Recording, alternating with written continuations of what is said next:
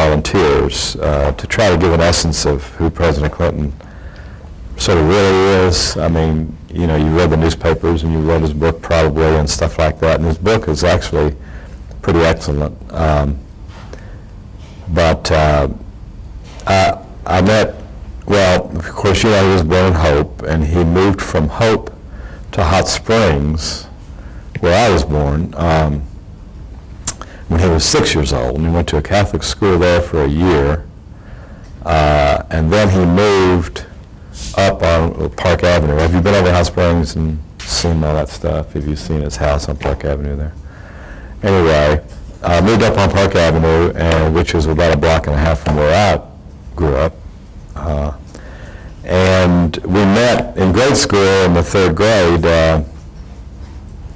out in the play yard, you know, and I was one of these totally insecure kids in grade school. My background didn't include learning to read before I got to school and all those things, so when I got to grade school I was petrified and I was insecure, and one of the first people I met was him, and we were all in the play yard, and Bill, the president in those days, was large for his age and things, and Bill, he came up to me and he said, "Hi, I'm Bill Clinton. What's your name?" And, you know, I mean, people accuse him of always running for president ever since he was this big, and that's just not true, but he was very outgoing and very, you know, look in the eye and stuff. So we met in grade school and became friends, and then it turned out we lived about a block and a half from each other, so when we found that out, you know, we were pretty much inseparable for, especially during the summers and off-school time. I was usually at his house. His house was a very large house compared to mine, and although he did come over, and my mom, and in those days, our parents, it really was a hands-on thing. I mean, it takes a village, all that. Well, it really did take a village in Hot Springs in the 1950s. Our parents knew each other, and they all knew us, and they all, if we were screwing up, didn't make a difference if you were their parent or not, or their child or not, they took care of that. So Virginia was like my second mother. She was just wonderful, and very flamboyant, and very not of the age, or not of the era, and you probably read all that. You know, she liked to bet on the horses, and she liked to wear halter tops when halter tops weren't even, you know, the thing, and on and on and on. And but she was just a wonderful person, and I've done a lot of interviews, especially the '92 campaign, and then second campaign, and I don't know how many I've done, but the thing initially was how does a boy from Arkansas become president? And I'm not smart enough to answer, I don't think, but I have some opinions. And you know, our life growing up was very basic. We didn't have, you know, in those days there wasn't plastic. Can you think about that? There weren't laptops. There weren't video games. There was nothing. I mean, other than a football and Elvis Presley records and Monopoly and stuff like that. I mean, that's all there was for kids. And if you didn't have your parents didn't have any money, which mine didn't, and his were a little better off, but it was still a very basic childhood. So we grew up just totally on the basics. I mean, idle time in the summers were spent playing touch football and arguing and fighting and going across the street and buying a grape head at the barbecue place and just sitting around talking and playing canasta or listening to Elvis Presley or whatever, you know. It was very simple. It wasn't anything elaborate. We weren't surrounded with things. We were just each other. And how he became president, I truly believe, has everything to do with the state. And come in. Hello. How are you? Fine. How are you? Sorry. No, that's fine. How's the food? It was good. Okay. Well, the spies were out, and they knew where you were, so. And they knew we were reading some stuff too. Yeah. So, I'm just talking about early childhood with President Clinton. We met, we were about 8 years old and grew up together, so we've known each other over 50 years. But it was a basic childhood that you know, if you didn't create your own entertainment and things, you didn't have any. And our parents were tough. I mean, they raised their kids and they were home. The moms were home and the fathers were not. And well, she of course became an anesthesiologist, and she did go and to the hospital and do operations, you know. But she was home a lot, and so again, the question is, how does a boy from Arkansas become president of the United States? And you know, my theory is that he is an incredible uniqueness, a unique individual. First of all, he's brilliant. I mean, he never forgets anything he reads, and he never stops reading. He has compassion for people far beyond anyone I've ever met. And I've met a lot of preachers in my life. I've met a lot of, you know, other than maybe Mother Teresa and Paul Farmer, I would say that Bill Clinton has absolutely the most caring for other individuals, and that's why he gets up every day. So he has that, he has brilliance, he has an amazing ability to communicate. I mean, you all have communicated with him. He's looked you in the eyes and talked to you, right? And did you not feel that you were the only person on earth when he was talking to you for those few minutes or whatever? I felt like he was filing things away. It's like it's something in the way that he looks at you is like it's registered. And 25 years from now, if he sees you anywhere, he'll remember the last conversation you had. He'll remember the name of your children, if you have children, or whatever it is, and he'll continue that conversation. Now, that doesn't come from a person faking it, and it doesn't come from a person who plays tricks, memory tricks.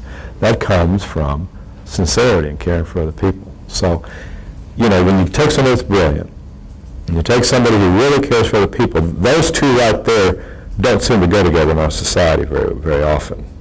An intellectual person has a lot of intellectual capacity and thrives on it, and thrives on caring for people. That just doesn't mesh a lot. And then can communicate like he does, and then has the true moral background that he has. And so you put all those together, and his work ethic, and you have a Michael Jordan, you have a Secretariat, you have a Bill Clinton, there are very few there'll never be another person like him, ever. Now, of course, I mean, we all know that, but there'll never be another person, I don't think, with the true ability to make a difference in people's lives like he has. And that's a sad thing. I hope there are. I hope there's 10,000 of them tomorrow.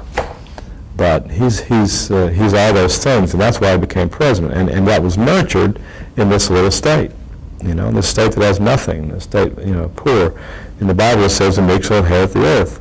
And what it means, I think, what I've finally learned the last several years after our daughter's death, it taught me a lot of things about life. And one of the things is that it's not about you, it's about others. Pure and simple. We're not here to embellish ourselves our whole lives. We're here to look out for others. Because if we do that, then we'll all be fine. We'll all go along. And there'll be different levels, and people will accomplish different things and all that. But we're here for others, and that's purely the only reason Bill Clinton gets up every day. It's for Hillary and Chelsea, and then for all of us.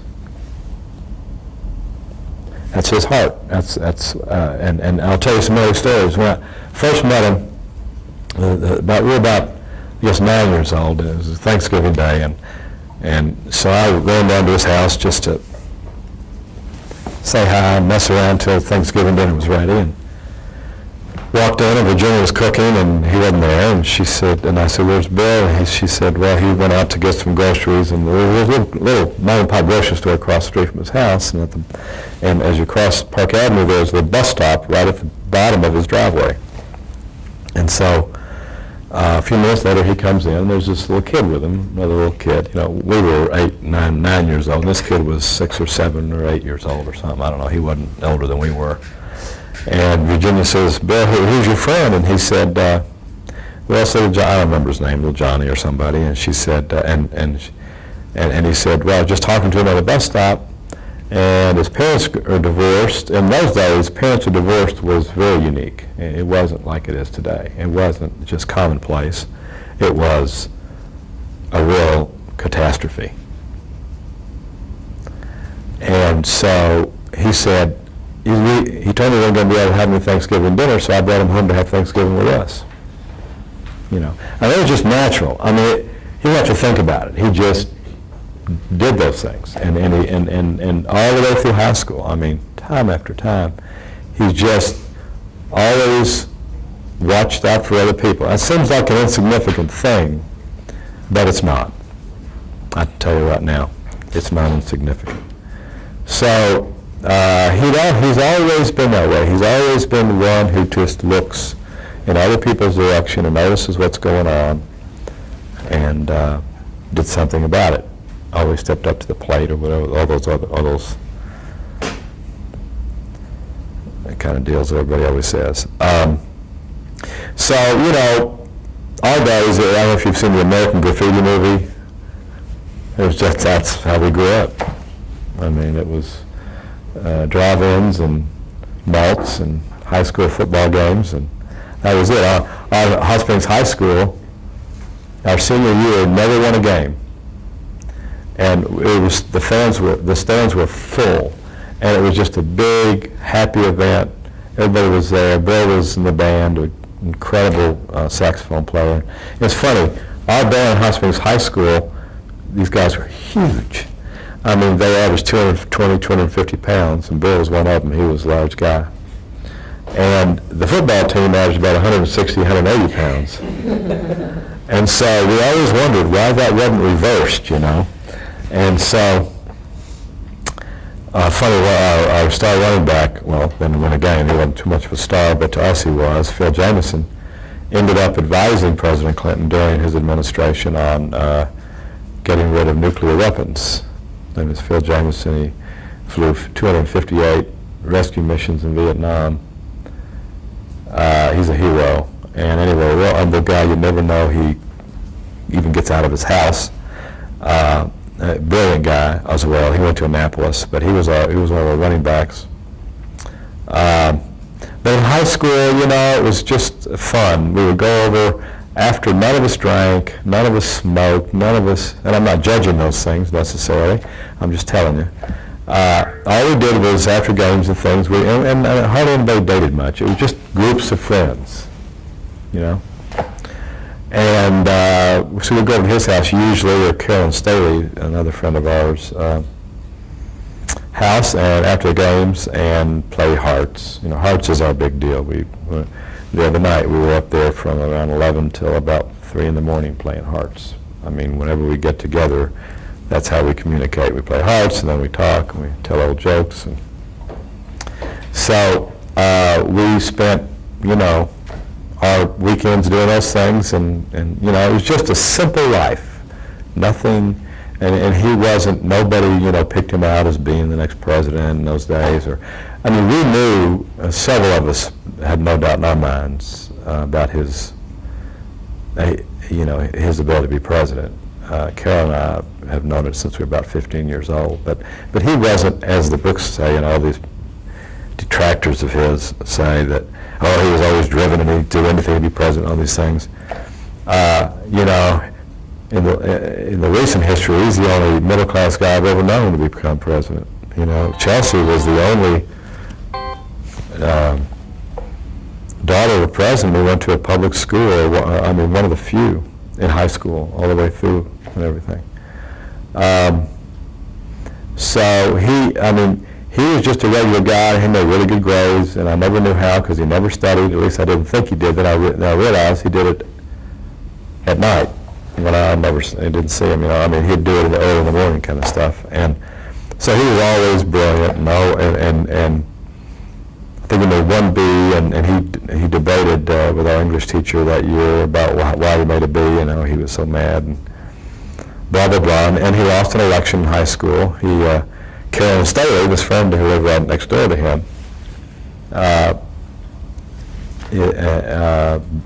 won. She was, in our high school, you couldn't be everything. In other words, there was a point system. If you were president of the student council in your junior year, that was so many points, and you couldn't run again, for your senior year and all this stuff, so they passed all those things around.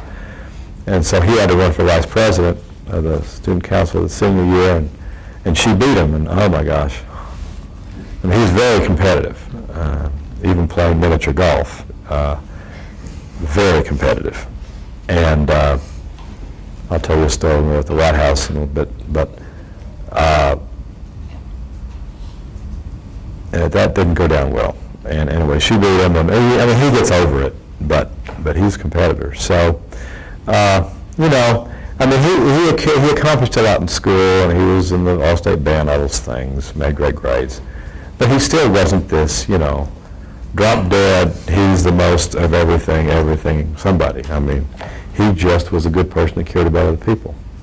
And so then, of course, he went to Georgetown, and I went to a little school here in Arkansas, and he worked 2 and 3 jobs all the way through college, all the way through Georgetown. Through his, he worked, when he was a Rhodes Scholar, he worked when he was at Yale.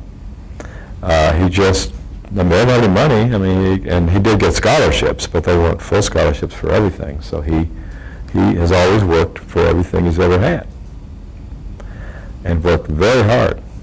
And so people couldn't believe during the campaigns, how hard he could work. Well, that's, the Vince Lombardi stuff, right? Vince Lombardi worked him so hard in practice that the game was easy.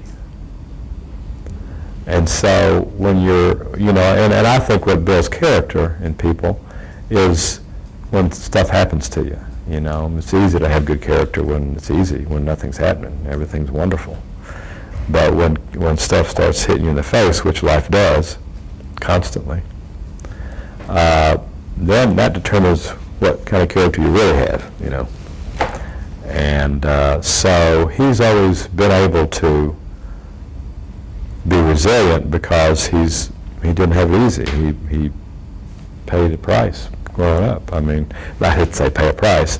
I think I really like his kids in the world was the background we had. I mean, when I give my son money, and he's in college now, when I transfer money into his account, I transfer more money in his account today to exist up at the University of Arkansas than I spent on stuff my whole 4 years of college. I mean, it's unbelievable today. And so believe me, it was a very different world then. And I think that's a good world. And I know some people can't understand that. But when life's too easy, or when you don't have to struggle to get somewhere, I just don't think, I think that's why there are struggles, so that we can become better people. And he's had his share. He's had a tough life, with his stepfather. You know about all that stuff, the abusive stepfather and all that kind of thing. So, well, my goodness, hey girl. So, again, he is a middle class person. He is shy. He would much rather be around people of his culture, where he grew up, than he would around the rich and the famous. I know the people say Googles and goggles and all the movie stars and all this stuff. I mean, he does enjoy those things, but I've seen his eyes. Even when he's president, whenever he'd go to a place, friends from our little high school lived near there in Atlanta or whatever, and he'd be doing some event, they'd call and say, well, can I get in to see the president? And so we'd arrange it, and he'd be in there, and then they'd call me the next day and say, he came in, and all these rich people, and he went and he shook hands with them, and then he came over and talked with his little Hot Springs friends for the majority of the time, because that's who he is. You are more comfortable where you are, and around people who are more like you. And so, when we went out to college, we wrote a lot of letters back and forth, and I was never one to save letters. Everyone else in the world saved all of his letters. I didn't save one of them. But when you're friends with him, you are friends, and no matter what, there's nothing gets in the way. And I'll give you examples, and they mean a lot to me, but they're just how he's there. And I've never, until recently, I've never been able to donate any money to his campaign, or I could go out and I never even helped him in his campaigns because he didn't need it. I mean, he was. I told him, he asked my advice on Frank White deal, and I said, they believe that they're saying about you. You've got to fight it. And he wasn't a fighter then. He didn't have a war room and respond to lies and all these things, which his opponents always use against him. And so he got beat because he didn't. He believed people knew how he felt about things, and he gave him too much credit. But people believe the newspapers, and they believe all this junk on the radio and things. So right after that campaign, when he lost, he learned that you've got to fight back. I mean, you've got to answer. Because how can you serve the people if you're not in office? So you got to get a little bit tough out there, and you got to do it. So he learned that lesson. But that's not who he is. He's not an in-your-face kind of guy. I mean, he doesn't hold a grudge. I got off track. What was that? Where was I going? Loyalty. Do what? Loyalty. No, it was campaign, and then, You started with when you're friends, you're really friends. yeah, I was going to give you a few examples, because loyalty and friendship, is pretty much everything. I mean, your family and your friends, there's nothing else in life. Everything else is stuff. But, friends are always there when you're doing good, which is good. We're always rah, rah, yeah, all that. But then, when the tragedies hit, is when you know who your friends are, because a lot of people go the other direction, because it hurts. It hurts when you have a tragedy, and I remember, a friend getting cancer about 10 years ago, and and I went the other direction. But, I've had several tragedies in my life, and the first phone call, the first phone call was Bill Clinton. And then after my first one, I was actually in Italy in the Army, and he was in his Rhodes Scholarship in Oxford. And he called me that evening. It was my mom had been killed, and it was a crime, and it was a terrible thing. And I was in this obscure little place in the middle of nowhere, and that phone number nobody had. And my dad called and was hysterical, and then to put it down, I didn't know what to do, and the phone rang again. Who was it? I still don't know how he got that phone number. And he was a real student at Oxford. He wasn't President of the United States, but he went to the effort, And then he invited me to visit him. When I got back, I came home and did all the stuff, and then came back. And then I went up to visit him at Oxford for about a week, and it's just amazing, all the articles about, when he was at Oxford, he was a doper, and he lived with these awful people, and they were just a bunch of scumbags, and he was this, it was this wonderful little house, and the nicest people. There were no drugs. I mean, it was just, all that stuff is just, what. So, and then when my daughter died about 5 years ago, and I walked in the door from the hospital, I got a phone, he was on the line. And they turned around the plane. He was on his way to Japan to do some big deal. And he flew to Little Rock and came here, spent 3 days, he and Hillary both. He could have said, well, David, I'm really so sorry, but I got to do this this big deal. It was a huge deal in Japan he was going to. That's not what it's all about, you see. Friendship and that kind of loyalty, you don't turn on and off. So, when people say he has no character, I beg to differ. And he's not just a friend of me. He's a friend of everybody in this place. A lot of people could say, and do say, oh my gosh, Africa and all these other countries, Russia and all these other countries where there's all these AIDS, it's just insurmountable, there's not enough money, you just can't, it's a bunch of immoral people, they're all going to die anyway. That's people's attitudes about AIDS and these things in these countries. And he's decided that he's going to do something about it. And do you know to what extent he's accomplishing things in those countries? I mean, have you followed all that? How he's created a whole different economy for the sale of drugs, $240 a year to treat one AIDS patient for a year. And that includes a checkup. I mean, so, he's loyal to the human race. I mean, that's why he gets up every day. And so, our life, what he's doing makes sense to me because he is so capable. And we're all here to do those kind of things. He's not the only one. He shouldn't be the only one out there sticking his neck out. We're all here, and that's why you're in this graduate program. I know. I mean, it's called the School of Public Service. And boy, are you lucky. I know it's a little helter-skelter at times, and things are. I know all that. When anything first gets started, it's a little new. But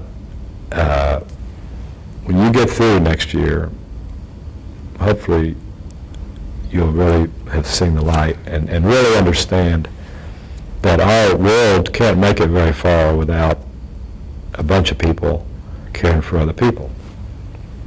And if a guy like him, with all of his power and all of his ability to generate money and to generate excitement and to generate energy, spends all of it serving other people, I mean, that's amazing. He doesn't go out and buy Piaget watches. And, he doesn't care about money. It's just, it's the funniest thing. The 92 election, right after he got the nomination, after he won the election, President-elect, all these articles, the president needs to, these fashion things. Well, he needs to have an Olympia watch for jogging, and then he has the Piaget for state dinners and all these things. And if you look at the photographs of him holding his hand up in 92, or 93, I guess it was, what was he wearing? A Timex Ironman. Now, that speaks volumes. It means everything. If you're observing a person and you see who they really are, and that's who he really is. He's a Timex Ironman guy.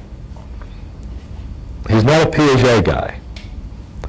Because a lot of Piaget guys can't get enough money for themselves. They'll never have enough. Ever. And I've seen his heart so many times. We talk, and the only time I've really seen him get angry, I mean, he gets angry at Hearts games and stuff, but that's not being angry. He's hilarious. I'll tell you that story in a minute. But, and it was about 6 months ago up there in his apartment, and he said, what really makes me mad, and I've never heard him say that before. I mean, he gets mad at things. I mean, he's not this superhuman that never gets mad. But I'm saying is that he doesn't hold it, and it doesn't destroy him, and he doesn't go within, and then he becomes that way.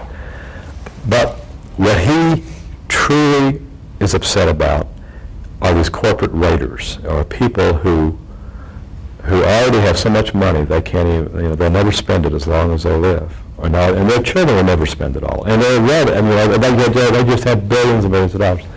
And they still want more, and they step on other people and hurt other people to get it. That's what really upsets Bill Clinton. He helped make a lot of rich people rich when he was in office. And he did raise a lot of people into the middle class, and he helped everyone. And so when he sees the opposite happening, it just really upsets him. And that's what he's about every day. He doesn't, and hardly anything else really affects him. He likes sports. Learn the little life things, but his focus, and he will die. Somebody asked me the other day, I said, well, is he going to kill himself doing all this work? And I said, yes, he is. Of course he is. He will die shaking some poor kid's hand who has AIDS. We were up there time before last, and one of our friends said, Bill, she said, I really am proud of that article in Esquire magazine. It just really says a lot of good things about what the foundation's doing. It really, finally, somebody's talking about what you're doing that's good. And he said, they don't understand. And everybody sort of, and I knew what he was going to say. He said, they don't understand. And he gets a tear in his eye, and he says, it's not the kids that we're saving. It's the kids that we haven't saved. So, he doesn't look back. He doesn't say, well, I saved 10,000 kids this year. Great, I did a good, it's over, or whatever. He is on this mission. Now, can everybody be like that? No. Would I expect everybody to be like that? No. But boy, to have someone in this world that truly cares about other people and can do such big things is just so heartening.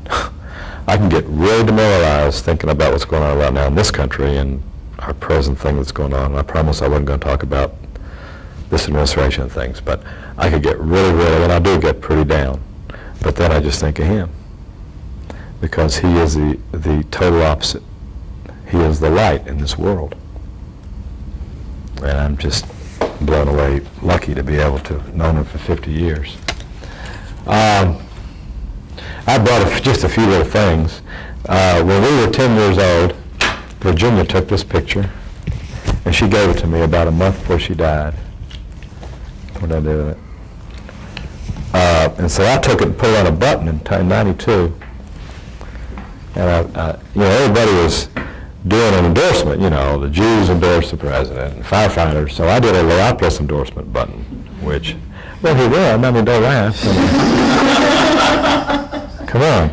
No, it was when we were 10 years old, and sitting in his house in, if you'll pass that around, on Park Avenue in Hot Springs. It's sort of fun. One of them hanging up there in the library. I think that was the only button that was worn, that he wore on Election Day in '92, because that's a neat story. He got to the airport. I'd already given about 50 of those out to a lot of the young people that helped in the campaign. And a lot of people like you just dropped what they were doing that year, came to Arkansas, and volunteered. It was unbelievable, the feeling that year in 91 and 92. And my son donated his whole summer and worked in the library. He was 13 years old, and it was just an amazing, amazing time. And so I wanted to do something for these wonderful young people. So I gave them each one of those buttons, and they all, in fact, I just saw David Anderson. You know David Anderson? The guy who was taking pictures at the Easter thing the other day, running around. He was one of those people at the campaign, and he's moved to Little Rock. He's a photographer or something on it.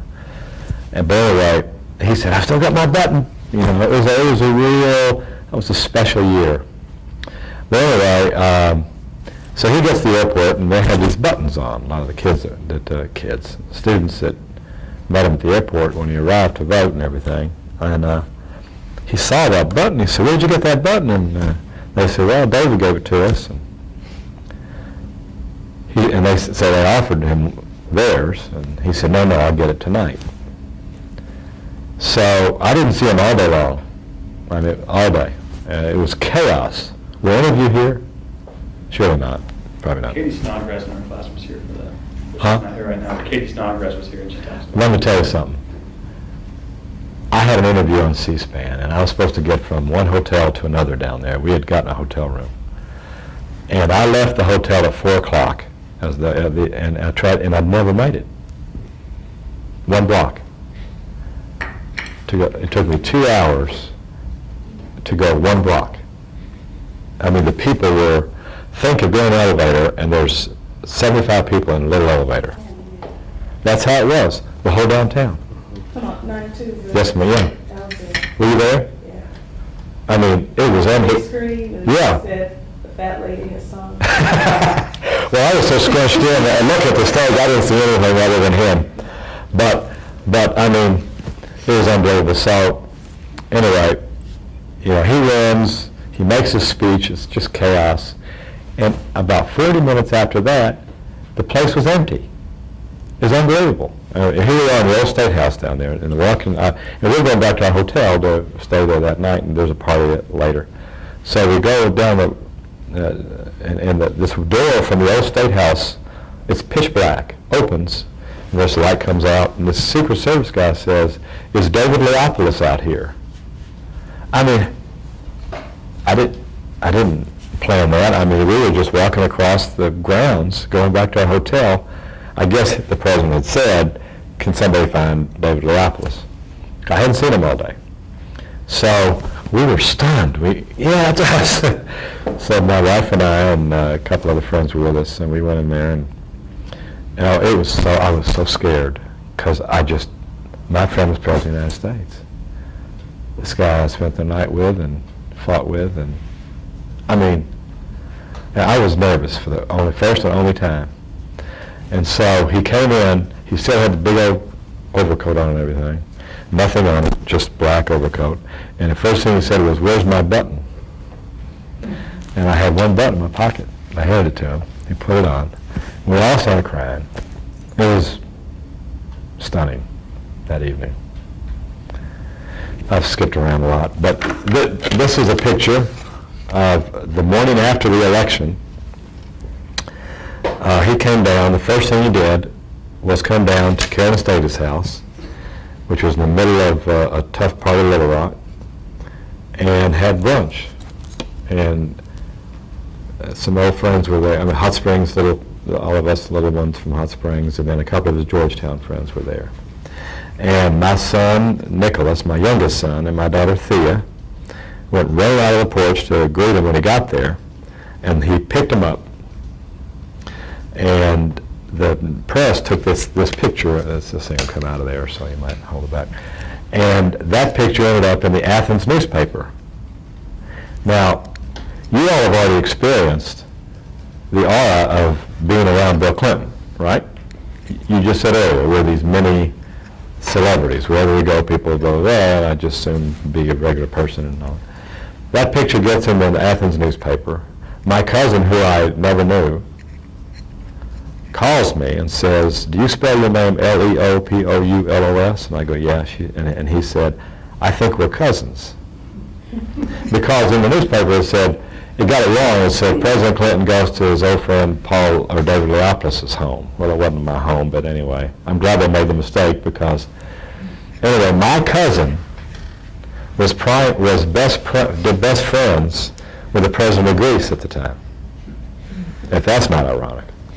So what happened is the Prime Minister of Greece invites our whole family to Greece, and we spent 2 weeks over there.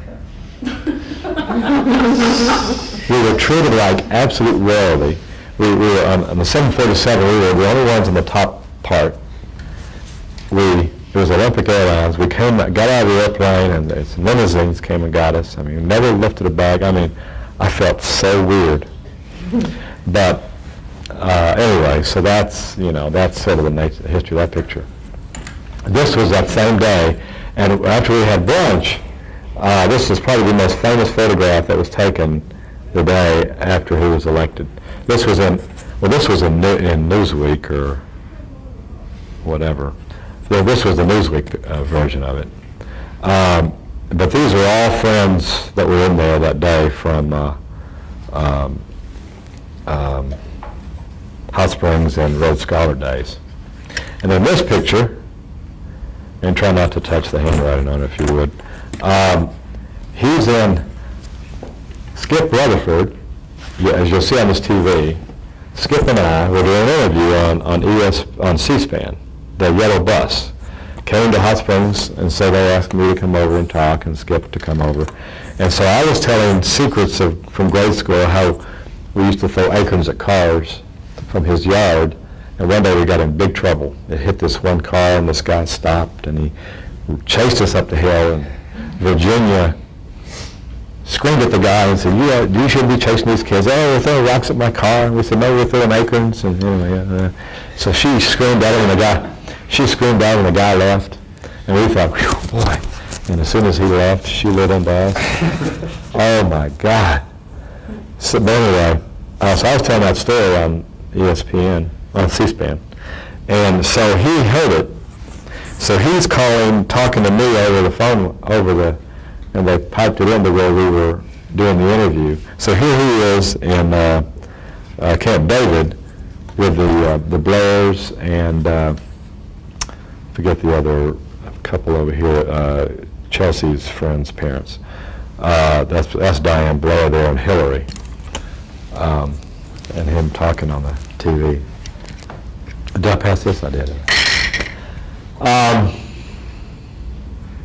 I don't know the kind of stuff y'all, I've talked a lot, the kind of stuff y'all want to hear.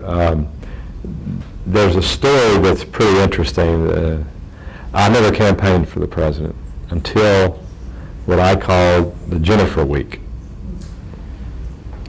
And that's when Sheffield Nelson and the boys down here wrote out a series of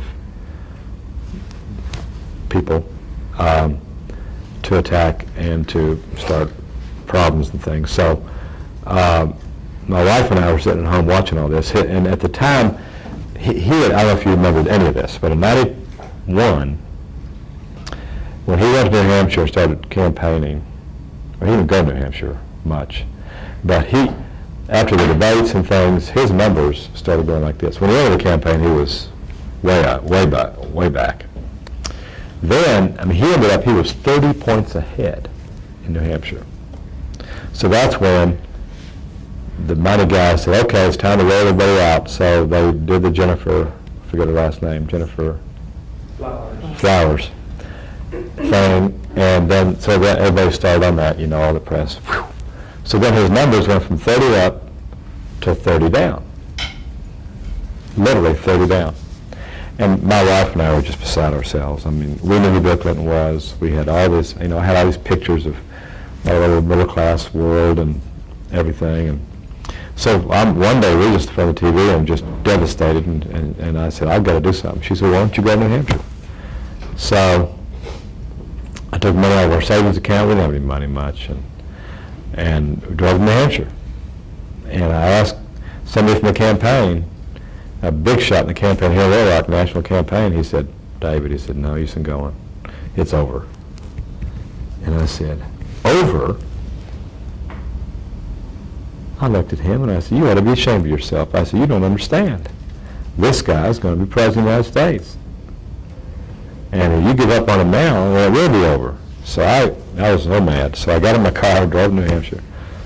I'll never forget, I got there on a Thursday. It was snowing like crazy. I didn't know anybody, and they had told him I was coming, but Now, early in the campaign, the words, the FOB term was not a good term, because a lot of our Kansans came up there, oh, I'm a friend of Bill's, and I want, and pushed their way around and tried to be big shots and everything. And so when I walked in the door, they thought, oh boy, here we go, another FOB, one of these. So I just said, I'd just like to help. And so I told him my story about our friendship and about him and everything. And what's his name, a little Jewish guy, wonderful kid. Simon Rosenberg was doing PR press stuff, and he said, would you do an interview? And I said, well, I didn't just drive up here to see the scenery. I want to campaign for my friend. So he said, okay. He said, do you think you can handle it? I said, yeah, just try me. So they gave me this interview in this Boston. He said they were all so nervous, but they were so devastated because they were just so far down at that point. And so this was one of those morning programs, and there were 2 DJs, and they were brutal. They were just sarcastic and all these things. They were really scared that I was going to get shredded to pieces. And I got on there, and the guy said, you know Bill Clinton? I went, yep. And I started talking, and I did not stop talking for 10 minutes. And everybody in the thing, was blown away. And it was just being honest. I was just talking like we're talking here. And they were disarmed because they were talking to somebody that could say real things about him, and they had only heard rumors till then. And the kind of stuff I was saying was sort of middle class and warm and syrupy, and it wasn't, it was stories about how he cares about people and how he goes out of his way. I'll never forget when he was Attorney General. I was living in Florida, and he had become attorney. That was his first office. He ran for Congress and got beat, and then ran for Attorney General and won. And anyway, I got it a little bit before Christmas. I walk in his office, and he's screaming and yelling on the telephone. I'm going, oh boy. And so he's talking with AT&T, and they were wanting to raise the payphone rates all over Arkansas to a quarter, from a dime to a quarter. And I heard him, he's saying, do you know how many poor people use the payphones to call a cab to go to work? And he said, I've looked at your numbers. You're making lots of profit, way beyond what everybody else is making, and I just don't think you need to do this. That's all he does. He just fights for the little guy. So anyway, that's all I talked about up there, and it was just amazing. After that interview, they went, wow. So they got me on all these TV interviews. I drove all over New Hampshire for 2 weeks, no, for a week. And one thing that he put in his book, I appreciate him doing this, it was nice. The morale of the people in New Hampshire was terrible. They had never met him before, and they experienced his popularity, and then they experienced the downfall in a month's period of time. So, who was the head of the New Hampshire? It was, I remember his name. He said, would you speak to all the campaign workers in New Hampshire? I'll get them here Tuesday night, and I just want you to just tell them, just talk about your childhood. Well, I did that, and we ended up, everybody was crying. But everybody realized that what was being portrayed in the press couldn't be the person who I grew up with. Just couldn't be. You make mistakes in your life, and you do things that are bad that you shouldn't do. And he's done a few of those. But let me tell you something. He's done so much good. And I just don't think we're judged on 1 or 2 things that we do, or 3 or 4 things. I think we're judged on our whole life. So, anyway, I got that over to him, and man, everybody was fired up. They ran out of that office, and they went to work. And they lost by 5 points. He was 5 down and climbing when. So I was real proud of being able to help him a time or two. And that's what you do as friends. You just sort of do it when you really need it. I mean, you have to be there every single day, just when it's really has to happen. He had to be president. He had to be. I've got a trillion of the stories. Is there anybody else? Yeah, I was just wondering, I hear how inspired and how the close connection, and I'll just speak for myself and say that I, have a lot of rare opportunities, including this one, to be inspired and connected, as well, and I'm wondering how that manifested in your own life in terms of what you've been able to do, like some of the things he's been able to do. You know, I mean, and I don't say that No, lightly, but you know what I'm Well, saying? I know you don't. No, I wasn't laughing at that. I was just, it's funny you say that is the reason because I have evolved into more of a giving. You know, I was, personally, I've always been a pretty good person, I think, but I had never really stretched myself to do something, you know, uncomfortable or to really give back until our daughter died. And she taught us a lot of lessons. She taught us some amazing things. Can we play a DVD in here? Well, I'd have to set up a computer, and that it would take a few minutes. That's fine. I'd like to show him a thing or two if I could. I happen to have a DVD with me. Is that hitting you too much in the cold, or? Well, it'd take about 10 minutes to set up. But I have 10 minutes. But, you know, yes, I mean, he has been my inspiration as a friend forever.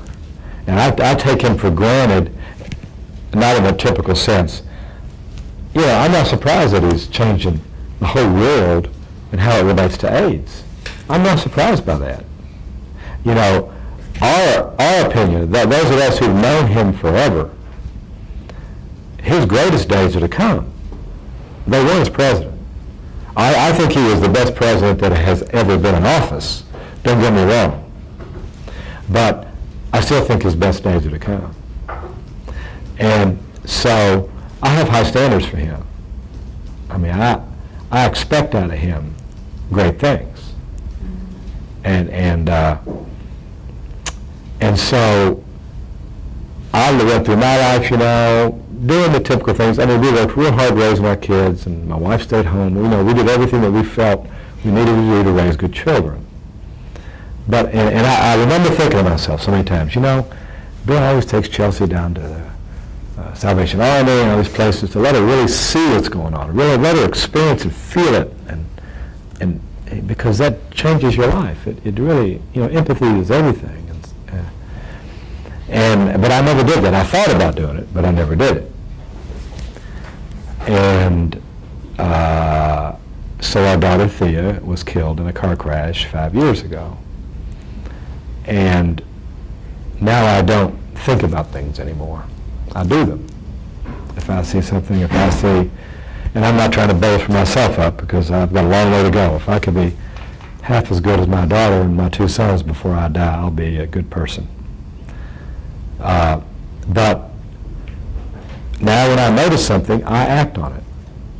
I don't care what it is. If it's somebody walking down the street, you know, the bag lady, and she needs something to eat, I'll do something about it. You know, stuff like that, where I wouldn't have. And you know, it's a religion to me now. I mean, you know, it's, and I'm not Mr. Goody-Goody going out just trying to do everything for everybody, Mr. Big Shot. That's not my attitude. It's just that it's got to get done. I mean, and that's him. He's just all business. You know, Mother Teresa, I heard this wonderful story about Mother Teresa. My daughter posthumously won this award 2 years ago, November 2004, from this organization called the Caring Institute. They'd heard about her and heard about our foundation and heard about all this stuff, and they studied her and what she did when she was alive, and they gave her this award. And it was, ironically, it's an award that's fashioned after Mother Teresa. And this foundation, the Caring Institute, is part of the Hospice Foundation. They speak for themselves. That's the most incredible organization on this earth to help people die with dignity and all that. It's amazing. So it's a sort of offshoot of that organization, and it's called the Caring Institute, and it's in Washington. Well, I met this when we went up to accept that award for Thea, for the student, what was it called, the most caring young adults in America. They give 6 young adults a year these awards, 6 adults. So we went up there, and there at this award ceremony was Mother Teresa's best friend, this British guy who built a lot of her clinics, and did all these things for her. I forget his name. I've got him in my thing. A nice gentleman. And we start talking about Mother Teresa, and then the founder of that Care Institute comes up, and he says, "Let me tell you how this Care Institute started." He said, "Mother Teresa, I was so lucky that she was. He went to India to visit her. I don't know I guess from the hospice deal. And she said, and he said, she put her finger on my chest, and she said, 'Go back to America and do something about the morals in that country.'" So that's the kind of person she was. She not only walked the walk, but she, told people to get off their butts and get out and do something for somebody else. And so that's how that Care Institute started. And that's how a lot of stuff starts. I mean, and that's who Bill Clinton is. He never is on his butt. He's always running to go do something for somebody else. Think about it. He's dying of a heart failure. He's writing his book, and he's flying to Africa or to Russia or to South America overnight while he's writing his book. He can barely get up and breathe or anything else. He literally is dying, and he's flying to all these places to raise money to build water supplies and to, clinics and all these other things. That's all he does. And he's not sitting around. And I do all these interviews, all these people ask, well, what's he going to do, when he's not president anymore, I'm sure we're going to get a divorce, and all these people, And I said, I'll tell you what's going to happen. I said, he's going to be twice as busy when he's not president than when he was president. He's going to help twice as many people as he was, and that's just who he is. And that's exactly what has happened. He is the ultimate in, and I, again, I'm not trying to brainwash you. That's just my 50 years of experience, So his experience, me watching him and being part of his life for that many years, and then when it happened to me, something that made me get off my butt, has motivated me to start this foundation, and what we're doing with that foundation is literally honoring our daughters. The mission of our foundation is Thea. It's not me, it's not Linda, it's how Thea lived her life. And by the way, she adored Bill Clinton. I got to tell you this. About a year before she died, she had this heart thing happen to her. And one day she was at a friend's house, and she just fell to the floor. And it was that arrhythmia thing. There's 2 kinds. There's ones that'll kill you, and there's ones that just scares you to death. Well, she had the one that scares you to death. Well, we didn't know. So she falls to the floor and grabs her heart. And thank God the lady whose mother was a friend who was a nurse, and so she got things calmed down. And we go to the hospital, and several series of tests, we find out what it is. And, she wrote Bill Clinton, and I'm going to show you him talking about her all the time. She had a special zip code that went straight to him. And he promised me, he said, one of these days I'm going to give you all of her letters, copies of all of her letters that she sent me. And I'll let him speak for her in a minute. But here he is, President of the United States, and I wrote him all the time. I mean, I wrote him about stuff I didn't like, when they were trying to pass the NAFTA thing. I mean, I wrote him there, and I said, I still don't understand it. I said, your administration isn't communicating with the darn. I didn't say darn in there. But I said, until I understand it, I'm not voting for it. Well, I mean, I wouldn't vote for it. And then I would tell him personal stuff, like Thea's heart thing and all these things. Because he needed, when you're president, you are very lonely. You are in this jail up there. And if your friends don't call, and I finally learned this, I have to call him. Can't expect him to call me.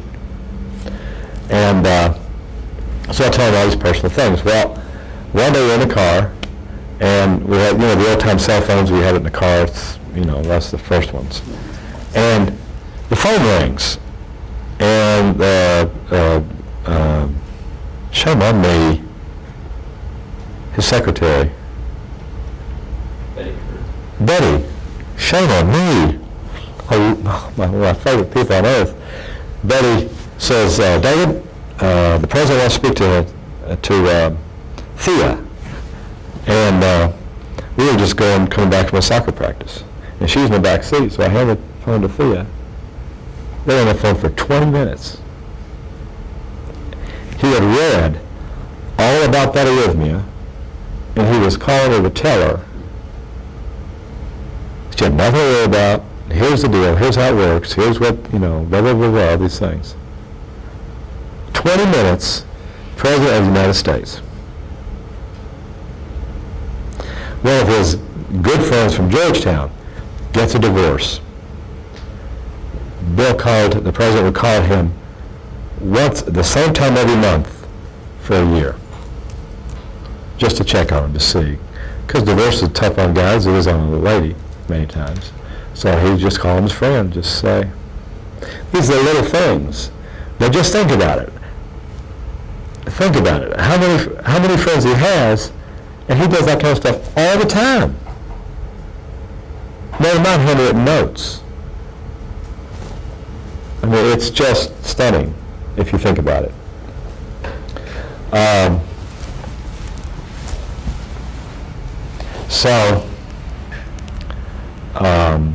We started our foundation in Thea's honor, and it's she was the kind of person who gave of herself, and she adored Bill Clinton, and she wrote a piece. If you go to our website and you go to her writings, and there's one of her things called My Favorite Person, or I forget what it's called, but she wrote about him. And when all of the stuff came out about all the Monica stuff, I sat my kids down, I said, y'all, you know who he is from our perspective, and I'm not here to tell you what he did was wrong. I mean, it was right, it was wrong. But I said, we all have things that we do in our lives that we really aren't proud of. And I said, you all are old enough now to make a decision on how you feel about this kind of thing. And I'm not here to influence you.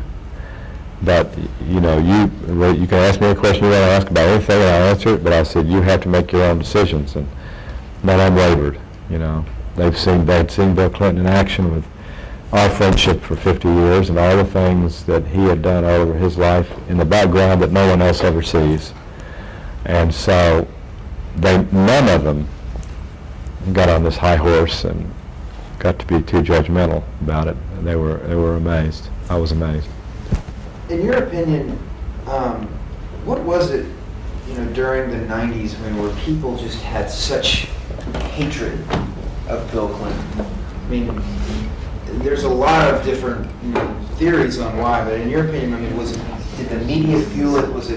Was it his policies? Was it because he was middle class and had, maybe was not supposed to be there, and that's why that people thought maybe he wasn't supposed to be there? And I mean, what in your opinion was it? I think it was a lot of things. I think it was all those things you just said. I think number one, he's an activist, and when you're an activist and you come down on issues on one side or the other of a bunch of issues, you're going to make a lot of enemies. But so that's one reason. Just naturally, he's going to draw fire. Because if he's and you talk about guts, 2 weeks before the election in '96, he votes to change welfare. That's a Republican issue. I mean, what he believes is what he does. I mean, so yes, number one, he's so active that there's going to be negatives and positives, and the negatives are, there's going to be a lot of those. I do think that a lot of males our age are jealous as hell of Bill Clinton. They don't want to hear that. They just are plain old jealous. If they really knew him and knew his heart, they wouldn't feel that way. But some people and the press did a pretty good job of keeping under the rug that he was just a middle-class guy. So people had a stereotype of Bill Clinton. He's this preppy, went to Yale, went to Georgetown. They didn't say that he worked his ass off every day of his life to get there. I'm going to get mad now in a minute talking about this. but I'm just telling you, white males he didn't do very well with in our demographic. And they're just jealous. They need to get a life. Because when you got somebody that's trying to do the good for a nation and a world, then you got to get over your own inadequacies a little bit. And then I do believe, I don't think it was a right-wing conspiracy that had one nerve center and everybody was controlled by one person. But I do believe it was a right-wing conspiracy of all the right-wingers. I believe that all the one-issue people, the abortion people, and they all hate him because they need to get a life too, and all that. So your one-issue people, and then Murdoch, he has his deal, and in what's his name's book, Lion Liars, The Lion Liars. By the way, that is an amazing book. Al Franken. I mean, there are a lot of facts in that book. It's not just a funny book. Have you read it? You need to read that book because he took a lot of smart people and they researched a lot of things to come up with a lot of real facts about how Murdoch put Fox together and all that kind of stuff and all these lies that are just unbelievable. So you have those forces which are, all they care about, and then you have the rich Republicans who all they care about is more money. That's all they care about. And they're showing it now. I mean, it's real obvious now. But then it was hidden. It was pretty hidden. It wasn't as blatant as it is today. So that's a lot of stuff. And he's this Southern boy that beat the big George Bush. He wasn't supposed to do that. And that's what gives me hope for the future. I mean, I could feel, if I didn't know Bill Clinton the way I do and have lived 59 years, I'd be really pessimistic right now. But how brilliant were our forefathers to create a system where there are midterm elections that can literally swing everything back around. And we're to that point. It's so bad right now that I think it could happen in November that both the House and the Senate could swing all the way back around and then Katie bar the door. So, and then I think our country has moved to that right-wing kind of deal. I mean, there's a lot more. You got churches now totally involved in politics and everything else. So it was a tsunami. I mean, everything here at one time. And then you have the Supreme Court jumping on them. I mean, give me a break. A lawsuit's not going to distract the President of the United States, they said. How did that happen? So you had to pile it on like you've never seen in the history of the world. But yet, isn't it wonderful how at the apex of that, when he was impeached, what was his popularity? 67% or 60, it was very high. And the people of this country said, you guys can play all those games you want to play, go ahead and do all that stuff, don't you touch Bill Clinton. And so he didn't get kicked out of office. If his popularity was as rich as it is today, he'd have been bounced right out of office. So the voters, we ultimately have the power. Thank God.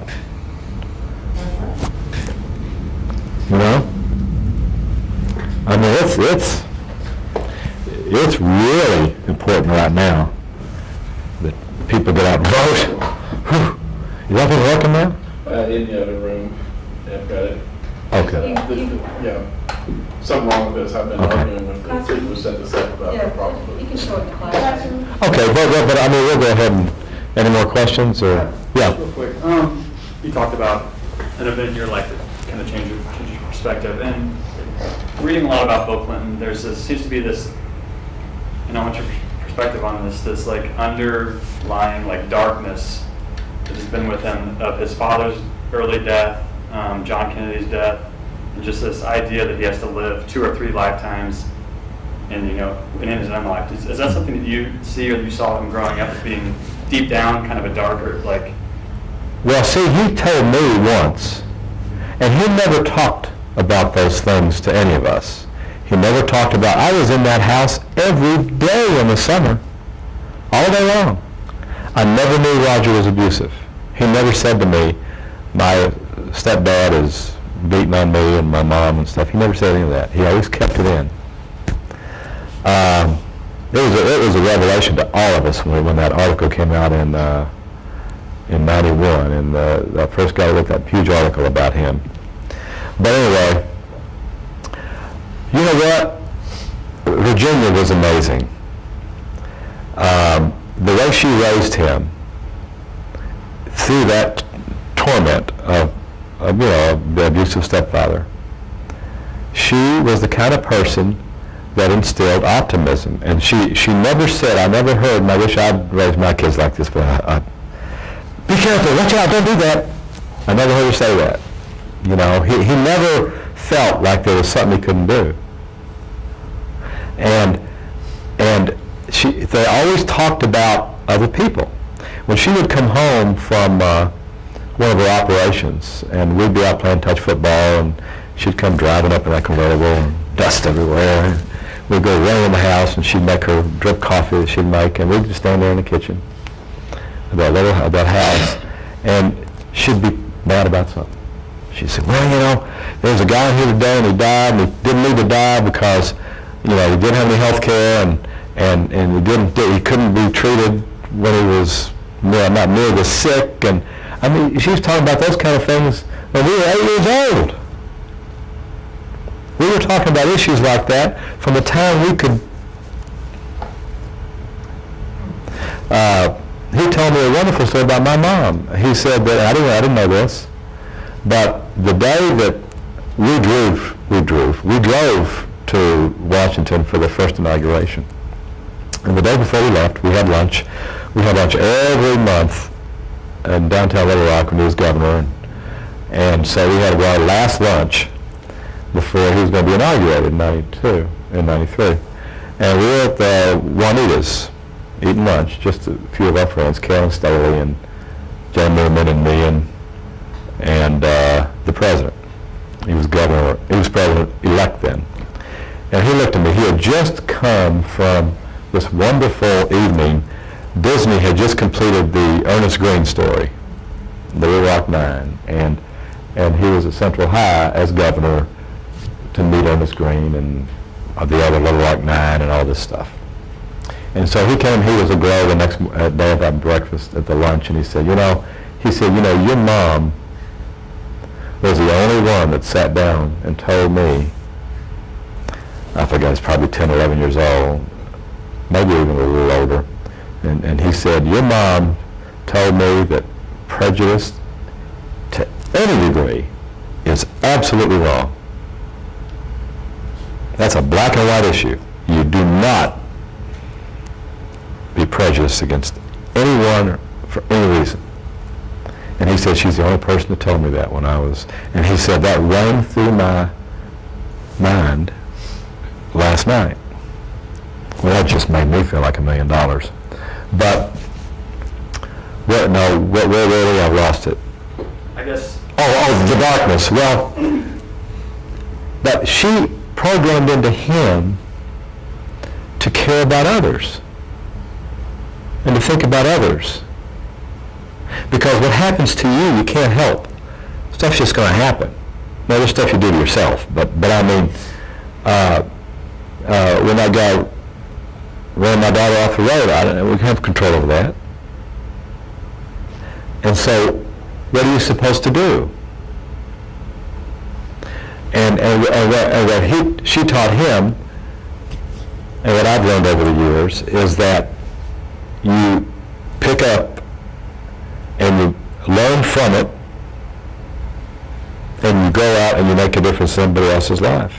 So Bill Clinton does not, I do not believe that inside of him he has this dark, cloud over his head that he has to continue to fight with. I think that he, and they always took care of it. They always attacked it. When Roger died, this abusive stepfather, what did Bill Clinton do? He drove across the country to be at his deathbed and to tell him he loved him before he died.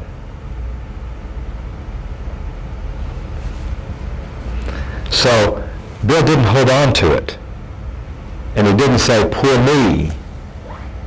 There's a young man I'm trying to help as best I can. I've not been able to do it much, but a friend of my daughter's who his parents rejected him and he didn't raise him, and he was raised by his uncle and his aunt. And they were wonderful people in a wonderful home. But he continually goes back to, poor me, poor me, poor me. And I said, you got to stop the poor me. I said, you're 18, 19, 20 years old now. Poor me's going to just keep you down there. Get out. You're lucky you got these other people that love you. So, all of us have darkness in our lives. We just do. That's where we are. This is hell. This is hell. You're here. Deal with it. And go out and help somebody else. It's amazing what happens when you see a smile on somebody else's face and you've tried to help them. That sounds too simplistic, but the simple things are the real truth, as far as I'm concerned.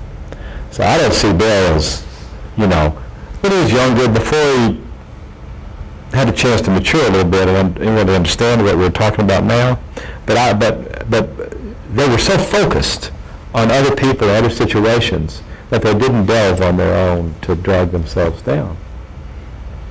That's why you see some people and you go, how do they do that?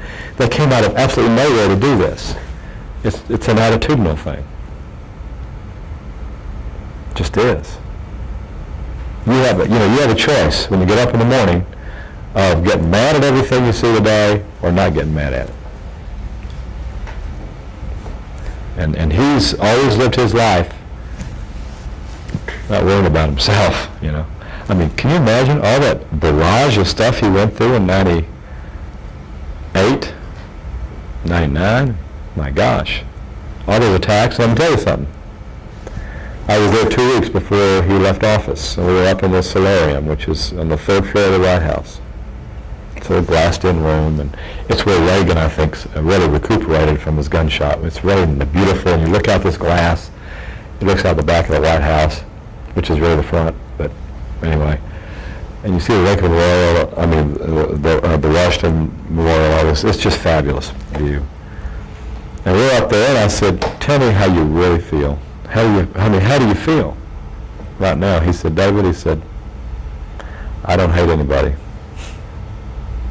And I'm sitting there wanting to take these people and just tear them apart, And he's saying, no.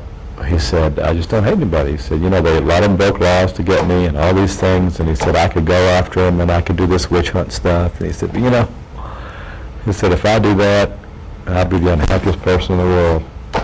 And he said, and then I'll become who they are. And so, here I am. I've got the master's in counseling, and he's the guy that truly practices. Another question? I'll try not to. What did you think of Hillary when you first met her? I first met her, I wasn't able to go to the wedding. We were poor, and they got married and far away from where we were. So at Christmas, we came back to, we lived in Florida at the time, we came back to Arkansas, and they had just purchased their house in Fayetteville, so I drove up to Fayetteville, And I walked in the door, and Hillary comes and gives me a big hug. She says, "Oh my gosh, I've heard so many things about you and read your letters and and I finally got to meet you and all this stuff." I said, "Well, I had just gotten this job selling, and I was selling computers to lawyers. And they were not very nice to me. So I was really not too happy with lawyers at the time. And I said, okay, Hillary, tell me what you're going to do with your law degree." That's exactly what I said to her. And she said, "Well, you know, that's a great question." And she said, "I've got an answer for you." She said, I despise child abuse, and I despise spousal abuse. And I'm going to work as hard as I can to make a difference in that. And if you'll follow her career, follow her legal actions here, and follow her fundraising here, when she was First Lady in the state of Arkansas and everything, true to her word, you know? I like her. You know, she's different than he is. She'd come to a lot of our parties. We had parties at Christmas, Thanksgiving and things, and she was there, and we played Trivial Pursuit and all these things, and just always been a really nice person. Can she be stern and sort of serious and things? Yes, she can. That's okay. I know where her heart is. And she's smart, too. Excuse me? Oh, I never had a prayer. I mean, you're playing Trivial Pursuit against Bill Clinton and Hillary Clinton? Yeah, who won between them? Well, they were on the same team. Give me a break.